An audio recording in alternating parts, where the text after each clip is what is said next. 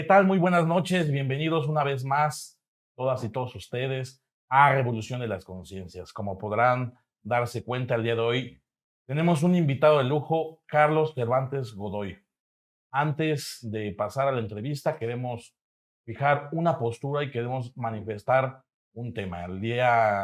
El fin de semana pasado, hubo en Cuba y en algunas ciudades, en algunos países de América Latina, algunas movilizaciones que intentaron dar o dar la percepción de que el régimen cubano estaba en decadencia y de que iba a caer el gobierno del presidente Miguel Díaz-Canel.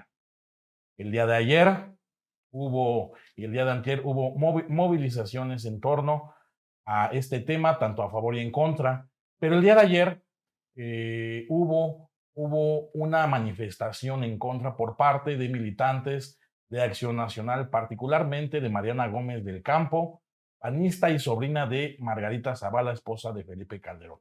Queremos fijar postura, porque en Revolución de las Conciencias nos asumimos de izquierda, pero además que no quede duda, en Revolución de las Conciencias se apoya a la Revolución cubana.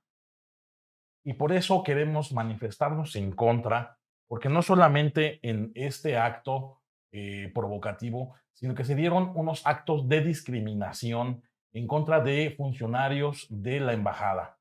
Un tal René Bolio, que se asume como presidente de la Comisión Mexicana de Derechos Humanos, llamó negros y maricones a los funcionarios de dicha embajada.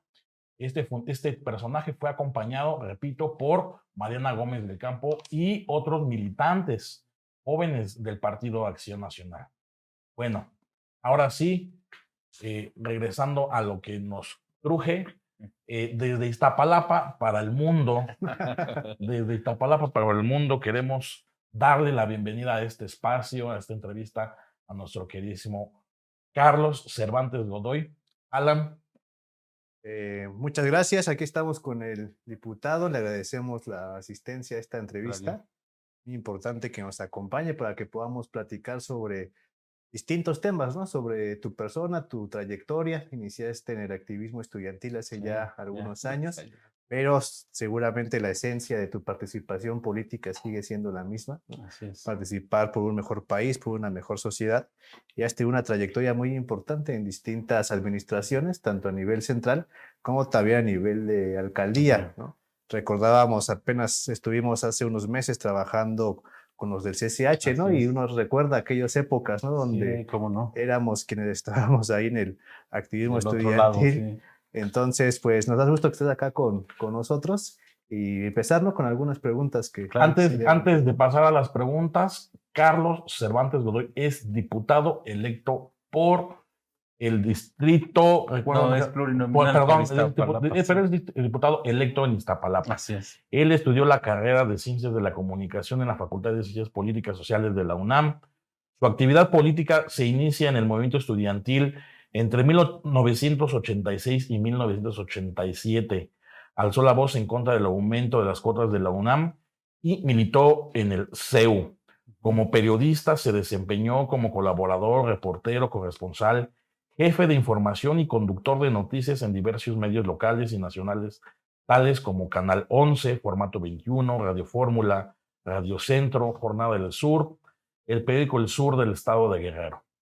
En la administración pública participó en el primer gobierno democrático en la Ciudad de México, encabezado por el ingeniero Cuauhtémoc Cárdenas Solórzano, en las áreas de concertación política y como asesor de la jefatura de gobierno.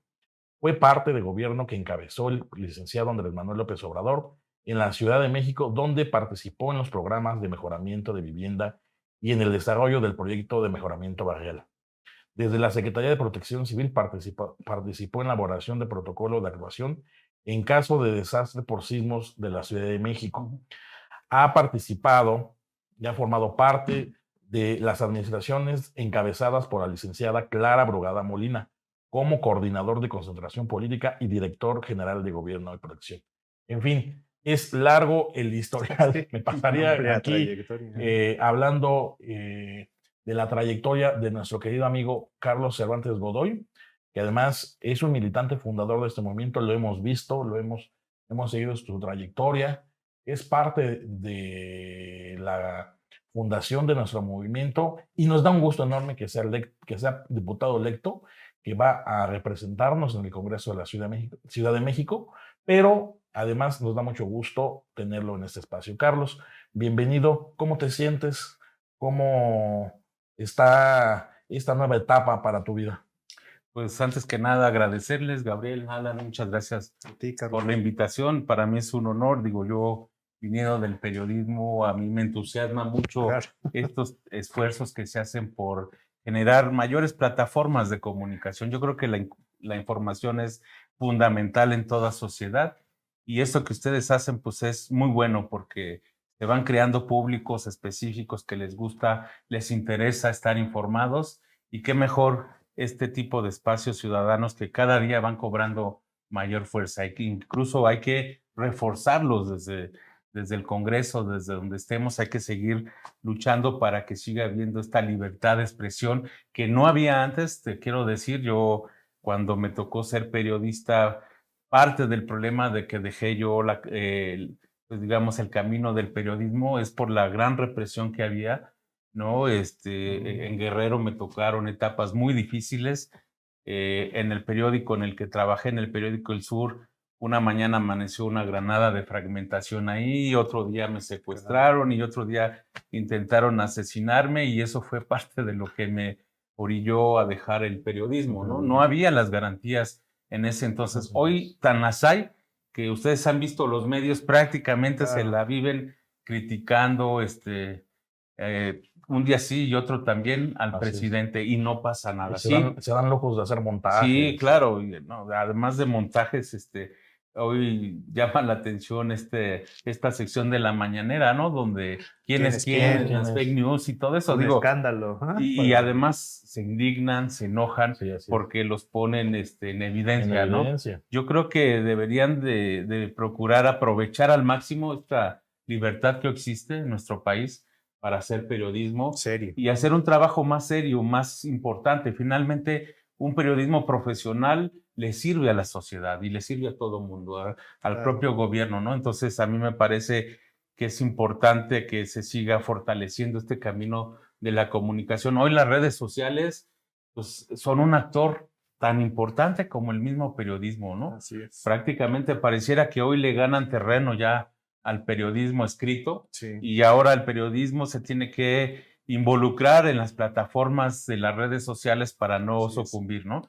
Entonces, esa es la importancia porque además hoy quienes encabezan las principales corrientes en las redes sociales son ciudadanos, ciudadanos de a pie, ¿no? Que a lo mejor nunca tuvieron ninguna relación con las carreras de ciencias de la comunicación y el periodismo, pero que hoy se han convertido en verdaderos líderes de opinión a través de las redes sociales, ¿no? Y qué decir de esta cadena de youtubers que para bien o para mal, pues han ganado muchísimo terreno, ¿no? Entonces, ese es un fenómeno que lo resalto por una cuestión. Ustedes lo saben muy bien, este fenómeno jugó un papel fundamental en la transición hacia lo que hoy estamos viviendo como la cuarta transformación.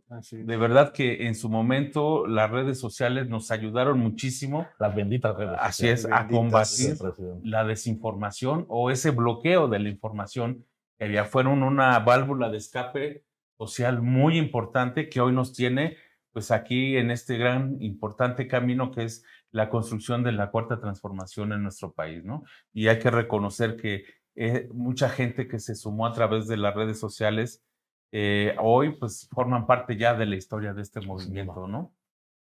Nos gustaría saber, Carlos, un poco sobre cómo te inicias tú en la vida política, ¿no? O sea, ¿cuáles son, digamos, tus primeros acercamientos a la participación política? Entendemos que fue en el marco de ese gran movimiento del 86, 87 en la UNAM, y cómo la participación, digamos, en un evento como ese te define, digamos, una participación política a futuro y que va a marcar de alguna forma todo tu desenvolvimiento como político, como servidor público y como dirigente de este movimiento y de este proceso de transformación aquí en la Ciudad de México. Claro, pues mira, la verdad fue muy interesante. No te voy a decir, yo soñaba con... No, yo la verdad no tenía ni idea dónde iba a parar.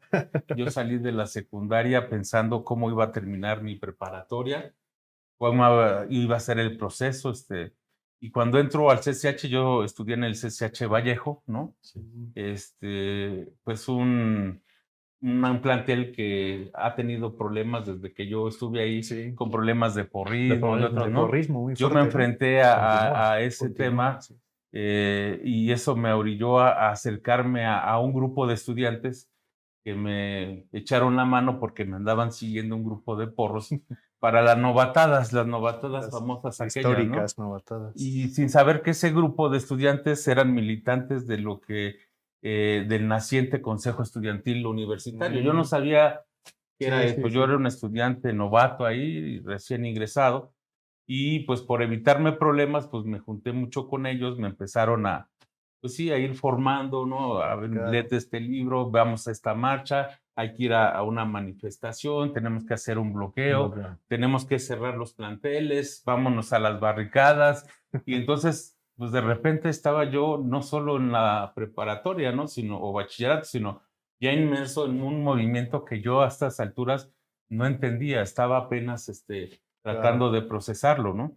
Afortunadamente, pues me tocó estar cerca de personajes que hoy pues juegan un papel importante en la vida política de nuestro país. La misma jefa La de misma gobierno, jefa ¿no? de gobierno, la Así es. compañera Claudia Sheinbaum. Y bueno, pues con ellos fui creciendo, aprendiendo de lo que fue el movimiento del CEU.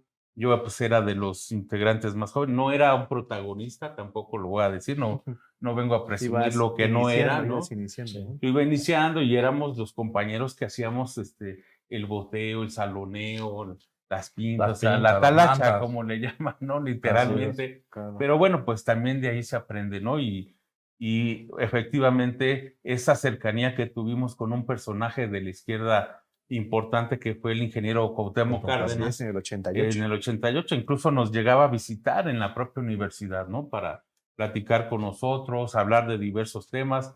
Pues yo fui aprendiendo, ¿no? De lo que era el movimiento de izquierda y el gran proyecto que empezaba a gestarse desde entonces. Y yo estoy muy orgulloso de nuestra universidad, la UNAM, ¿no? Porque ahí, digo, las demás también, pero particularmente yo vi personalmente en la UNAM crecer muchos movimientos de izquierda en este país. Hoy mismo, muchos compañeros provenientes de ese movimiento ocupan posiciones importantes. Claro. Pues nada más y nada más que el presidente. Claro, Después de muchos años, sí, claro. volvemos a tener un Sí. presidente egresado de la Universidad Nacional. Así es. El presidente hoy, la propia jefa de gobierno, hoy el mismo Martí Batres, que se incorpora como secretario de gobierno. Gabriel ¿no? García también es de Gabriel García, o sea, ¿no? Ariadna Montiel. el mismo vocero de la presidencia, compañero Jesús Ramírez Cuevas, fuimos contemporáneos también allá en el CEU, ¿no? Por ahí nos conocimos y muchos otros compañeros que hoy son maestros, escritores, dirigentes, ¿no? Claro. Entonces sí fue un movimiento que marcó a toda una generación, Sin duda. ¿no? Y que hoy pues nos tiene aquí jugando pues un papel en la política de este país con una conciencia y una experiencia que nos da el haber salido de un movimiento tan importante como fue el movimiento estudiantil en la universidad, ¿no? Que miren que ha tenido un impacto más allá de nuestras fronteras, ¿no? Sí. Algún momento tuve la oportunidad de viajar a Brasil por temas de estudio y de trabajo y por allá nos decía una compañera que le interesaba saber mucho del CEU, que qué le podía yo platicar del CEU. Entonces, pues bueno, se lo platiqué como un actor lo más de viviste, este como lo movimiento, viviste, ¿no? ¿no? Entonces, me di cuenta de lo que realmente representaba ese movimiento, Sí, que influyó a muchas generaciones en América Latina. Y la verdad, pues es que todo eso es parte de la historia de este país y por supuesto es parte de la fortaleza y los pilares que hoy tiene la Cuarta Transformación, ¿no? Así es. Carlos, sí, sin duda alguna, al escucharte, pues, y lo digo también por Alan y un servidor, porque pues ambos venimos, no nos tocaron movimientos estudiantiles tan grandes y tan significativos como el CEU, pero sí participamos en el activismo estudiantil, que sin duda alguna nos deja mucha huella y mucho aprendizaje. O sea, yo también participé en el activismo, los compañeros que están aquí, el 132, hemos participado en movimientos. El simple hecho de participar y participar en tu universidad, en tu facultad, en tu CCH, te marca la vida y además te da un gran aprendizaje. Sí, por supuesto. Vamos a un corte y regresamos.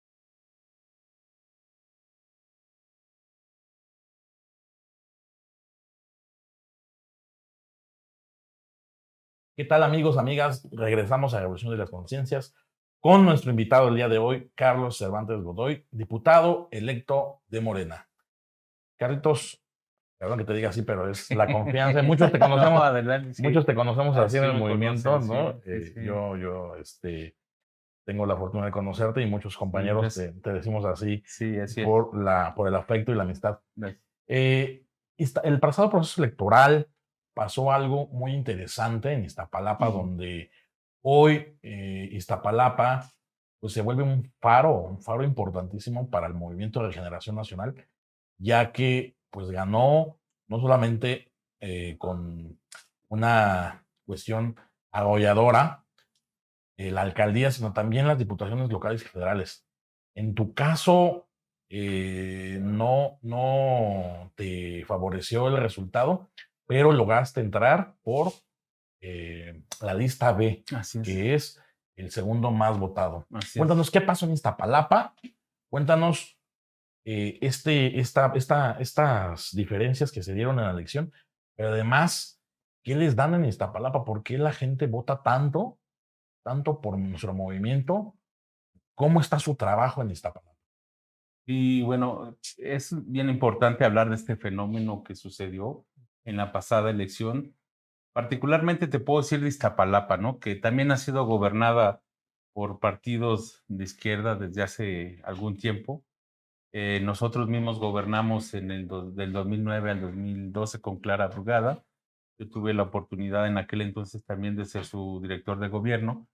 Y en esta última etapa, pues me tocó ser director general de Gobierno y Protección Ciudadana, lo que es seguridad pública.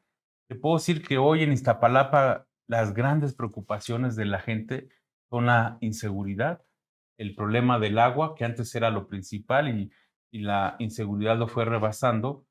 Y hoy con la pandemia, pues el tema del empleo y la salud son como que los grandes temas de la población. ¿Qué hicimos? Más que darle algo a la gente, es darle obra, darle un gobierno honesto y un gobierno que soluciona parte de los grandes problemas que tiene Iztapalapa. Mira, gobernar Iztapalapa no es nada fácil, es como gobernar un país pequeño, ¿no? Son casi 2 millones de personas, y con extrema pobreza, carencia de servicios, ¿no? Y con una sobrepoblación que ya la movilidad se torna muy, muy difícil. Tenemos ahí los tianguis más grandes de Latinoamérica, ¿no? Tenemos las grandes concentraciones de población en las unidades habitacionales. Tenemos una gran parte de la población viviendo en la Sierra de Santa Catarina. Si vivir en lo planito cuesta difícil, vivir en lo alto de un cerro, pues es todo un reto, ¿no? Además de eso, échale que estamos en la zona de transición, donde ya tenemos una franja muy importante con agrietamientos severos que están dañando la vivienda, la infraestructura, el drenaje, el agua, ¿no? Entonces, es un reto verdaderamente grande porque se necesita mucho dinero, muchos recursos para poder resolver este problema. Y sin embargo, aunque Iztapalapa tiene uno de los presupuestos más grandes, si lo divides por personas, en lo que llaman el per cápita, realmente somos de los más bajos, ¿no? O sea, estamos hablando de cerca de 2,700 pesos por persona al año. Eso es lo que se tiene. Hay otras alcaldías que tienen un presupuesto per cápita muchísimo mayor y menos problemas, menos pobreza, menos problemas de sobrepoblación, ¿no? Entonces, con todo esto, ¿qué hicimos? Bueno, pues nos enfocamos a ir resolviendo los temas de acuerdo a las principales preocupaciones. El tema de la inseguridad, quiero decirte que es un modelo que fuimos creando a partir de una experiencia que se generó en Medellín, Colombia. Acuérdense que en Medellín transitó de ser de la ciudad más complicada en inseguridad del mundo, a nivel mundial, y ahora, después de 20 años, es una de las más seguras a nivel mundial. ¿Qué pasó en Medellín en esa etapa? Pues nada, que hubo mucha inversión social, mucha inversión en infraestructura. Hay un proyecto que nosotros también nos trajimos para acá, que es el de los caminos de mujeres libres y seguras, que ya la ciudad también lo adoptó. Y que hoy, si tú ves una toma aérea de Iztapalapa en la noche, parece pues una serie como una estrella, ¿no? Con sendos caminos súper iluminados, con mucho arte. quiero decirte que este tema del arte es importante porque la oposición, particularmente de los compañeros del PRD, dicen, ¿a poco creen que con pinturitas van a resolver el problema de la inseguridad? Y burlándose y ni siquiera sin conocer el contexto en el que se da, ¿no? Y yo siempre les he dicho, bueno, ¿qué prefieren? ¿Una calle oscura, grafiteada, llena de basura, ¿no? Con banquetas en mal estado, con los carros chatarras ahí obstaculizando la visibilidad de las personas, con asaltos, etc., a una calle muy bien iluminada, con toda la infraestructura al 100 y con una serie de murales que relatan la historia de esa colonia, ¿no? Al elaborar estos murales, se preguntó a la gente qué quería que se plasmara ahí. Y ahí hay historias de vida, hay historias de Iztapalapa, de las chinampas, de los barrios, de los personajes. Entonces la gente hoy camina por esas calles con su familia y va viendo, observando los murales que algunos fueron hechos por verdaderos artistas, pero también hubo jóvenes que antes grafiteaban, que se acercaron, se les dio capacitación y ellos participaron activamente en los casi 3,600 murales que hoy tiene Iztapalapa. Son a nivel Latinoamérica y en poco tiempo a nivel mundial vamos a ser el municipio con más murales de todo el mundo prácticamente, ¿no? Entonces eso ayudó mucho a que en muchas calles se fuera retirando la delincuencia. No es lo mismo que la delincuencia opere en un lugar oscuro a estar en un lugar súper iluminado, donde caminan las familias, donde hay patrullas, porque también se les destinaron patrullas que contrató la alcaldía para cuidar estos caminos. Y hoy esos caminos pues, son un refugio para mucha gente que va a su trabajo, que va a la escuela, que va al mercado, que va a la iglesia. Eso fue una parte importante de la estrategia. La otra fue crear infraestructura que nunca había tenido Iztapalapa en décadas, en décadas. ¿Cuáles son? Las llamadas utopías, ¿no? ¿Qué son las utopías? Para los que no las conozcan, ojalá las puedan visitar. Ojalá. La verdad es, imagínense un gran espacio, el más pequeño son de 1 hectárea, el más pequeñito. El más grande prácticamente son 10 hectáreas, ¿no? Entonces, en esos espacios se construyeron lagos artificiales, auditorios para 700 personas, se construyeron auditorios al aire libre, escuelas de gimnasio, por ejemplo, está la pista de hielo permanente, que hoy por hoy es la única en la ciudad pública, gratuita, ¿no? Se construyó el gimnasio olímpico más grande de la ciudad, se está construyendo un velódromo, una alberca olímpica, 11 albercas semiolímpicas, la pista es pista de skateboard más grande de la ciudad para hacer prácticas a nivel profesional, la pista BMX también que hoy es la única en la ciudad prácticamente. Ya tuvimos un primer campeonato donde Iztapalapa jugó un papel muy, muy importante, ¿no? Y tenemos en todos estos espacios, ya tenemos más de 30 escuelas de box, 120 en total en toda la alcaldía, ¿no? Dirigidas por excampeones de box. Porque en Iztapalapa, pues nos gusta mucho. Tierra de pugilistas. El tiro. Entonces, esa parte, tú ves desde señores de 80 años hasta niños de 3, 4 años ahí entrenando box, ¿no? Tenemos también prácticamente 140, ¿cómo se llaman? Estas orquestas sinfónicas, infantiles, juveniles, de adultos mayores, que ya pueden entrenar en estos espacios.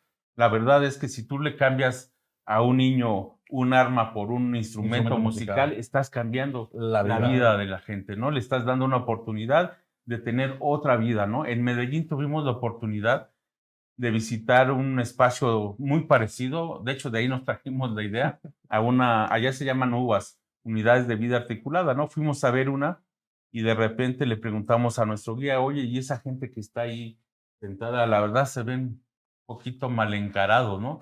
Dice, bueno, esos señores que están ahí eran sicarios de Escobar, ¿no? Pablo Escobar. Le digo, ¿y qué hacen aquí? Dice, no, es que ahora sus hijos estudian ballet, estudian música, estudian cine, y ellos como son muy desconfiados, pues vienen a estudiarlos acá, ¿no? Entonces, hoy por hoy, imagínate, los hijos de estos personajes ya tenían otra oportunidad de estudiar otra cosa y no terminar como sus papás, siendo unos sicarios, ¿no? Claro. ¿Quién nos dice que en Iztapalapa estamos evitando que muchos niños Vaya por sigan el camino la de algunos de sus delincuencia, ¿no? papás que a lo mejor están involucrados en temas de delincuencia, venta de droga, alcoholismo, etcétera, y entonces estamos cambiándole la vida a los Claro. jóvenes. Eso tiene que ser, la seguridad no solo es pistolas y policías, No. es el desarrollo social pleno, ¿no? Donde les des oportunidad a muchos jóvenes de poder estudiar, de tener acceso a la cultura, a la educación, al deporte. Eso es lo más importante, porque eso es lo que los aleja del ámbito de la inseguridad. Mira que logramos algo importante. Con todos estos proyectos, más los programas sociales, logramos que disminuyera casi en un 60% la inseguridad. Ya no estamos en las principales, en el ranking de los principales municipios o alcaldías que tenían los mayores índices de inseguridad. Y eso nos da la razón de que vamos por buen camino, correcto, pues, ¿no? Ya hoy Iztapalapa poco a poco va saliendo. Claro, no es para echar las campanas al vuelo, falta mucho que hacer, pero falta mucho presupuesto, de verdad. Y eso también, a eso vamos al Congreso, claro, a pelear más presupuesto para que siga creciendo este modelo que queremos dar como ejemplo no solo a la ciudad, al país, un modelo de trabajo, de desarrollo social que ayuda, por supuesto, a combatir la inseguridad y sobre todo en lugares, alcaldías o municipios donde hay un gran rezago social y mucha pobreza. Es un modelo que nos ha dado buenos resultados y la gente lo está reconociendo. Sí. Por eso, el día 6 de junio, pues ratificaron esa confianza en este trabajo, en este modelo. Ahora, ¿qué pasó? ¿Por qué, por ejemplo, en Iztapalapa, solo perdimos un distrito, el mío, el 24, ¿no? Mira, es un fenómeno importante. Para empezar, pues la persona que compitió contra mí, sobrina de Johnny Anguiano, la anterior alcaldesa, uno de los gobiernos más corruptos que ha tenido Iztapalapa. Así es. La compra del voto, ¿no? Aunque lo niegue, nosotros ahí tenemos todas las evidencias que ya las entregamos a la FEPADE, ¿no? Ya le tocará a la autoridad definir cuál es su responsabilidad. Eso fue importante, pero además, pues se juntaron muchos, por ejemplo, salió René Arce también por ahí a darle el espaldarazo, ¿no? Por ahí sabemos que el propio Horacio Martínez, también de ese mismo tipo, apoyó, la misma gente del Verde Ecologista. O sea, se juntaron todos los que no quieren a la Cuarta Transformación y no quieren este gobierno, pues para impedir que en ese distrito pudiéramos ganar, ¿no? Sí. Y luego la otra mitad del distrito, prácticamente son dos mitades, está compuesta por una zona donde está firme el voto hacia el PAN y un poco hacia el PRI, ¿no? Y nosotros sabemos que en esta pasada elección el panismo experimentó un crecimiento inusual en su votación, ¿no? Así prácticamente pues, operado desde las grandes esferas de la oligarquía, ¿no? Claro. Con inyección de mucho dinero, compra de votos, mucha diatriba, mucha calumnia, muchas mentiras, y claro que pegó fuerte ahí en ese sector, y fue donde más tuvimos el voto en contra, más la compra del voto, pues sí lograron vencernos ahí, pero sin embargo, a pesar de eso, tuvimos una importante votación, y eso fue lo que nos llegó a meter en la lista B, que es,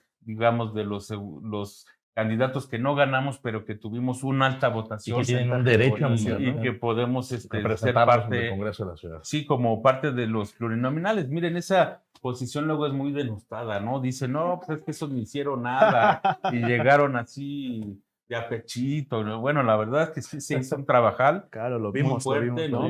Para sacar toda esa votación.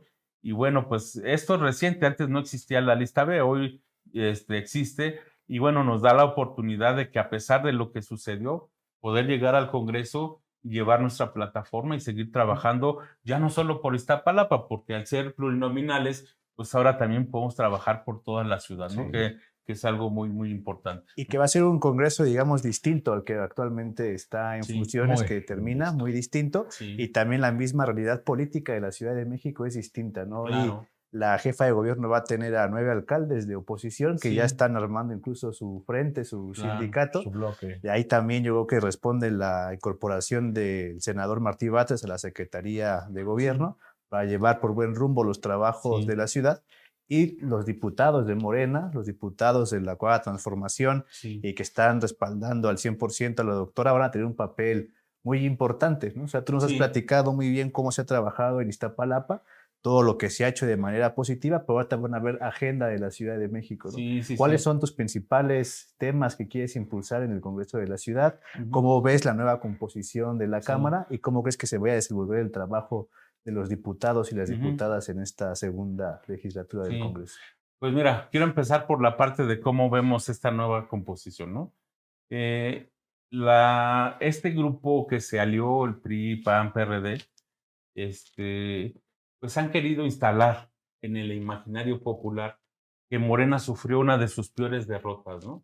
Que prácticamente fue la debacle y no sé qué otras palabras. Cuando ganamos el 75% de las casillas. Por supuesto, o sea, prácticamente sí ganaron 4 alcaldías más de las que ya tenían. Ojo, no fue que de la noche a la mañana ganaron 9, ya tenían 5, entonces pues ganaron otras 4 más, donde hay que reconocer, también hay que ser autocríticos, también nos ha fallado en algunos temas, ¿no? Los proyectos, el trabajo, las rutas, etcétera. Y bueno, también tenemos que reconocer, porque si queremos recuperar la confianza de la gente, tenemos que empezar por reconocer los errores que hemos cometido como gobernantes, como movimiento, como partido.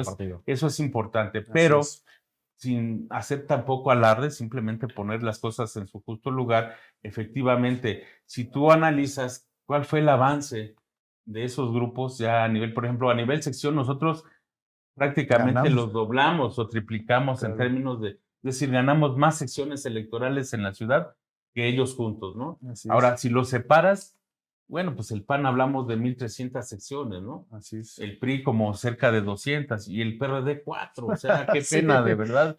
A eso se ha reducido el PRD, ¿no? Y entonces, realmente no es para eso se brigadea en un día. Sí. Simplemente te pongo un ejemplo, ¿no? En Iztapalapa, en mi distrito, la candidata del PRI, PAN, PRD, como PRD, porque ella es del PRD, solo sacó 8,000 votos, ¿no? Yo saqué 51,000 votos, o sea, si te das cuenta lo que representan realmente la alianza, si no logran sostener esa alianza, que yo creo que no va a pasar, porque si ya viste en el PRI se están dando con todo ya, ¿no? Claro. Tubazos y hasta balazos, ¿no? Ya Ulises entonces ya anunció ya que andan ahí. Entonces, si no logran sostener esa alianza, que es muy probable que no suceda, pues entonces se van a reducir a lo que realmente son. Claro. Fue una alianza pensada efectivamente en ir a disputar votos de todo tipo, ¿no? Un sector que a lo mejor como Morena no hemos podido tampoco llegar totalmente, que hubo descuidos, que hubo exceso de confianza y que eso llevó pues a que se perdieran estas alcaldías, ¿no? Pero bueno, no es un panorama de blanco y negro, ni de mitad y mitad. La verdad es que la ciudad sigue siendo la ciudad de la esperanza, como la llamó Andrés Manuel, ¿no? Y es una ciudad que sí nos dio una llamada de atención a Morena, ¿no? Que dice, aguas, no se confíen, hay cosas que no se están resolviendo, hay cosas que hay que ponerle más atención. Así es. Y esas cosas, ese llamado de atención es parte de nuestra plataforma legislativa. O sea, no podemos nosotros como diputados estar ajenos a ese reclamo de la gente, ¿no? Correcto. ¿Y cuáles son esos reclamos? Son, digamos, uno es la seguridad, es un tema fundamental. Ya lo comentaba yo hace rato con lo que hicimos en Iztapalapa. Yo creo que vamos a intentar llevar esos ejemplos, compartirlos con otros compañeros de otras alcaldías, que irle ganando terreno a la delincuencia en la ciudad. Y obviamente, pues del Congreso también tenemos que reforzar los instrumentos legales para combatir la delincuencia. El tema de los presupuestos, las policías, son temas que vamos a tener que analizar a detalle y coordinados con el gobierno de la ciudad para ir mejorando todo el tema de la inseguridad en la ciudad. Claro. Otro tema está derivado de la pandemia y son como varios rubros, ¿no? Y esa es una agenda obligada. Uno es el tema de la salud, ¿no? Hoy la pandemia, pues ahorita está otra vez repuntando, ¿no? Sí. Ahí hay que pedirle a todos los que nos ven y demás que hay que cuidarse, no hay que confiarnos, de verdad. El tema de la pandemia ha sido muy fuerte, nadie se la esperaba. Sí. La derecha ha querido hacerle creer a la gente como si hubiera nacido aquí la pandemia, ¿no? Como si Andrés Manuel fuera el culpable de la pandemia y no entienden lo que es justamente la palabra, ¿no? Y que es un fenómeno mundial que ha creado crisis en los países más desarrollados del planeta y que incluso México ha estado a la altura y no ha llegado a esos extremos, siendo un país tercermundista, como nos llaman, ¿no? Estamos en vías de resolver nuestra situación económica y miren, no es lo mismo gobernar Benito Juárez, donde la población tiene otro nivel socioeconómico, donde aislarse no les cuesta mucho trabajo, es menos probable que les reclamen, alcaldías donde la gente vive al día. Imagínate Iztapalapa con 500,000 de personas que se dedican al comercio diariamente, que si ganan 70 pesos, es lo con lo que come una familia de 8 o 10 personas. ¿Cómo les dices tú que se confinen, que no salgan por un mes, por un año? Imagínate la grave crisis humanitaria que tendrías si no permitieras que esa gente saliera a trabajar. Y a pesar de todo eso, a pesar de que se logró un gran acuerdo con muchos sectores, el de transporte, el del comercio, tanto establecido como el informal, para que se lograran las medidas mínimas sanitarias, si no, Iztapalapa se hubiera detonado a cifras impresionantes, ¿no? Y la misma ciudad logró contener escenarios que hemos visto en otra parte del mundo, donde incineran en la calle a los muertos, donde tienen a los pacientes hasta en trailers o a los mismos muertos, ¿no? En refrigeradores en la calle, etcétera. Nosotros no llegamos a ese nivel, afortunadamente, porque sí se lograron aplicar medidas muy estrictas, muy bien pensadas y organizadas, aunque hoy la derecha diga que no fueron suficientes, que no fueron buenas. Simplemente yo les pregunto a ellos, ¿no? Refiriéndome principalmente a los panistas, que son los más duros, ¿no? Bueno, ¿y qué hicieron ellos, no? No, simplemente qué sistema de salud nos dejaron. Claro. O sea, cuando nos dejaron hospitales inconclusos, ¿no? Así es. Que afortunadamente hoy se están terminando, donde otro de los grandes problemas es que los grandes monopolios se encargaban, por ejemplo, de surtir los medicamentos al gobierno. Y hoy que se está intentando cortar con esos monopolios, generan una crisis y entonces salen luego decir, es que no hay medicamentos, el gobierno sin entender este tema. Hay que revisar lo que le pasó al presidente de Haití, ¿no? A Jovenel Moïse. ¿Qué le pasó? Seguramente las grandes empresas monopólicas como la farmacéutica, entre ellas, la de electricidad, pues se encargaron de asesinarlo porque no, el señor quería deshacerse de los monopolios, ¿no? Y es lo que está haciendo Andrés Manuel. Finalmente está liberando a este país de los grandes consorcios y monopolios que lo tienen hoy amarrado. ¿Y quién los hizo? Pues ellos, la derecha, ¿no? Y eso explica los grandes ataques, las grandes campañas. Vamos a un corte y vamos a seguir platicando en esta plática tan interesante y tan amena, tan agradable con Carlos Cervantes Godoy. Volvemos.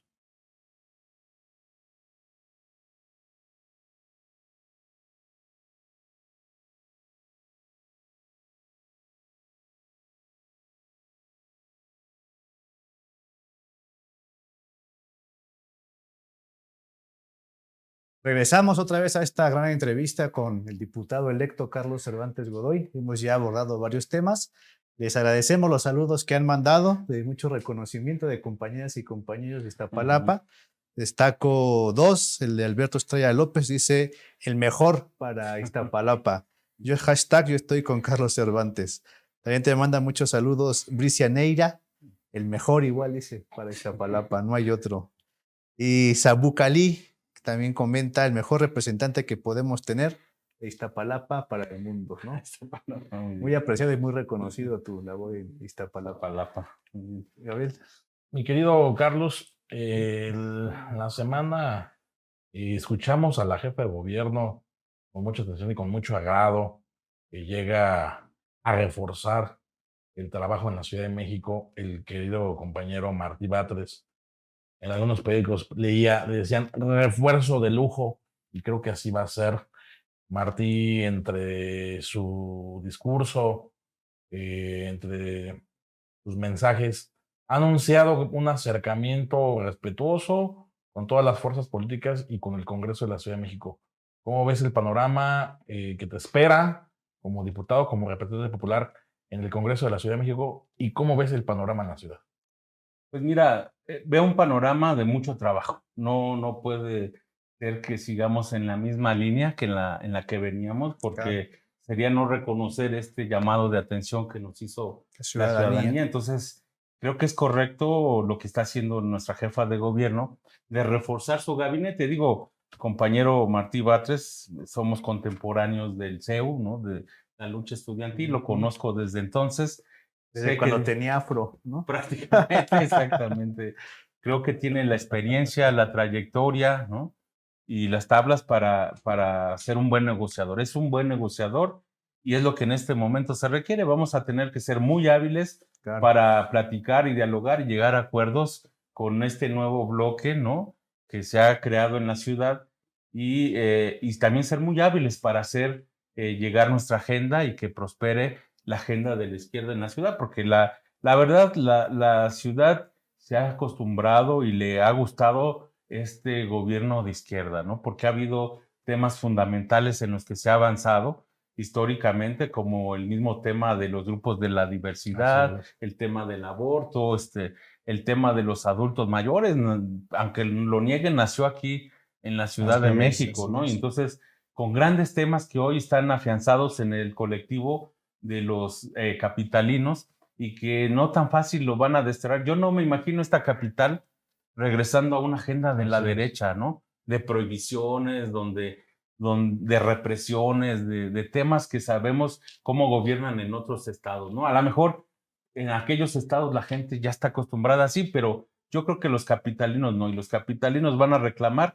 que se corrija el rumbo de la ciudad, y yo creo que la jefa de gobierno se está preparando para ello. Nosotros a nivel del Congreso también tendremos que elaborar una agenda, lo decíamos el otro día en una reunión, cada uno traemos nuestra propia agenda. Yo ahorita les podría anunciar 20, 30 iniciativas que ya tenía yo en mente, ya alistándolas para integrarlas, pero sí, no, desde ahorita, porque tenemos que trabajar mucho fuerte, pero el tema también, y se dijo muy bien, nos decía la compañera que es la coordinadora de la fracción, hoy tenemos que ser más maduros y entender que debemos construir una agenda de partido, ¿no?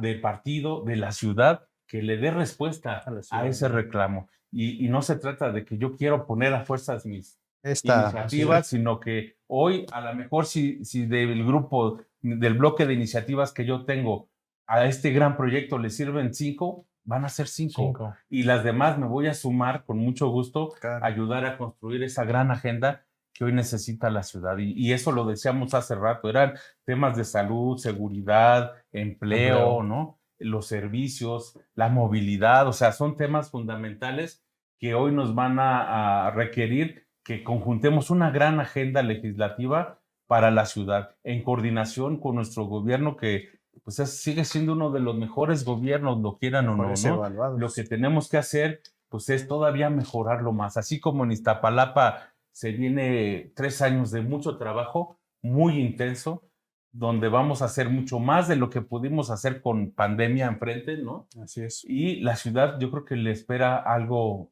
igual.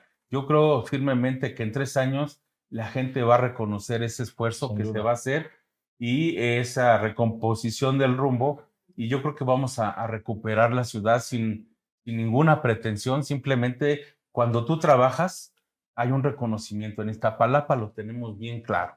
El trabajo es lo único que te va a dar el reconocimiento de la gente, no el que andes por ahí como andan hoy los compañeros de la derecha diciendo que ganaron, arrasaron y son lo mejor del mundo, y hasta se atreven a pedir disculpas a otros países, ¿no? En lugar de ver lo que han hecho aquí en su propio país, etcétera. Sí.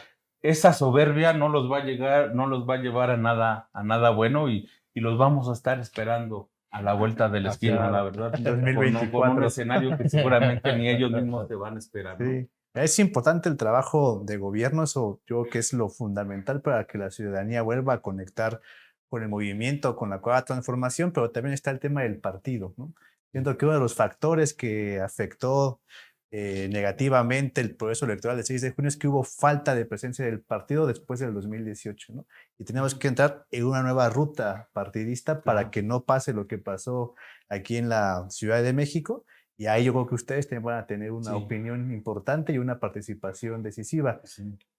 Se están empezando a ver algunos cambios igual a lo interno del partido, pero queríamos saber tu opinión. ¿Cuál rumbo tiene que tomar el partido pensando en todo lo que se viene adelante, todos los grandes retos que hay en la ciudad y en el país, pensando igual incluso en lo que va a ser el próximo proceso de referéndum revocatorio de 2022, ahorita la consulta ciudadana y 2024 por la sucesión? Sí, pues mira, la parte del partido es muy importante.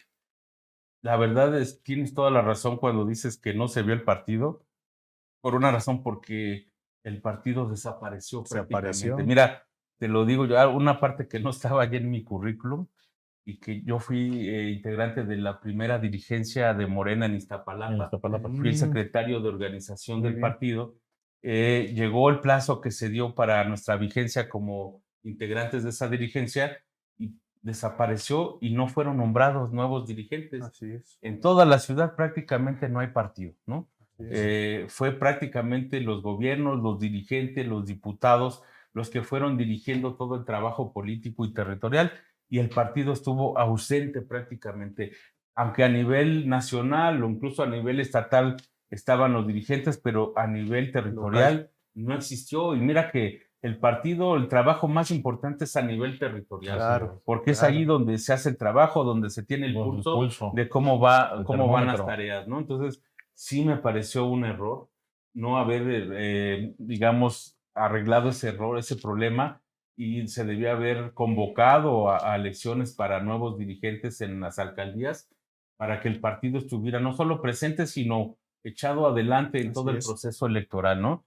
¿Qué sigue? Pues hay que recomponer el partido. Es un tema que no podemos seguir postergando. Se habla que a nivel estatal, a nivel nacional puede haber ajustes, cambios. A mí me parece que más importante que eso ahorita es que a nivel territorial ya tengamos una dirigencia muy activa, muy participativa, muy analítica de lo que pasó en este proceso electoral pasado y sobre todo construyendo lo que se viene, que es lo más importante. Entonces, a mí me parece que hay dos eventos que nos van a dar esta oportunidad de irnos reagrupando, ir trabajando territorialmente. Uno, pues, es la consulta el 1 de agosto, que es muy importante. Eso hay que difundirla. Ahí estamos participando a nivel personal porque es una consulta que iniciaron ciudadanos y a ese nivel se está participando, pero estamos apoyando con mucho gusto porque es un proceso importante. ¿Cuántos años en la lucha, en el activismo, no pedíamos que se nos consultara sobre temas tan importantes del país, ¿no? El tema del petróleo, de la electricidad, de grandes decisiones erróneas que se tomaron y que nunca se consultó a los mexicanos, ¿no? Y hoy finalmente tenemos la oportunidad de ser consultados. Y mira que nos vamos a estrenar con una consulta que soñamos toda la vida, ¿no? Enjuiciar a los responsables de la debacle y del saqueo de este país, ¿no? De la tragedia nacional. Desde Salinas hasta Peña Nieto, ¿no? Porque miren, hay unos que dicen, ya, supérenlo, ¿no? Síganse a otra cosa, ya, pónganse a trabajar. Miren, estamos trabajando y nos estamos dando cuenta que muchos de los problemas que agobian hoy a nuestro presidente y a este país siguen siendo producto de lo que sembraron estos personajes. Fueron desmantelando las industrias, ¿no? Las grandes paraestatales. ¿Y a quién se las dieron? A sus amigos, a esa oligarquía que siempre los apoyó. Y hoy, con todos esos recursos, con todas esas empresas, están bombardeando a nuestro gobierno de la Cuarta Transformación. Le están metiendo el pie, metiéndole pues mil piedras en el camino para que no pueda salir adelante. Y la gente no lo entiende, no lo alcanza a percibir. Simplemente el tema del desabasto de medicamentos contra el cáncer es el berrinche de un grupo de empresarios que eran los únicos que vendían ese medicamento al gobierno. Era el gran monopolio. ¿Y por qué no debe haber monopolios? Porque justamente ya lo estamos viendo. Si ellos quieren, cierran sus ventas y crean una crisis terrible de abasto. Eso no es lo que queremos para el país. Entonces, tenemos que combatir a todo ese andamiaje, esa estructura que dejaron implantada en este país este grupo de expresidentes. ¿Y cómo hacerlo? Pues llamándolos a cuentas.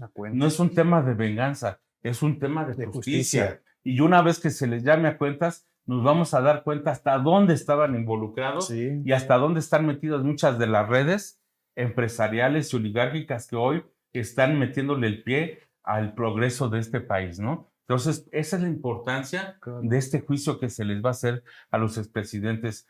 Hoy sí va a dar gusto ir a votar por ellos, de verdad, como dice la gente, ¿no?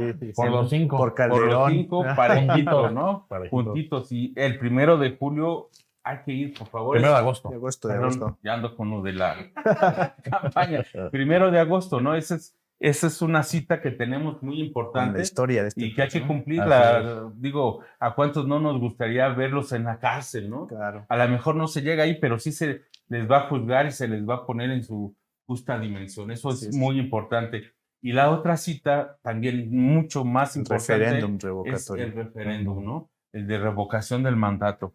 ¿Cuántas veces no decíamos por qué no existe? ¿Por qué no echamos abajo a estos presidentes corruptos, ¿no?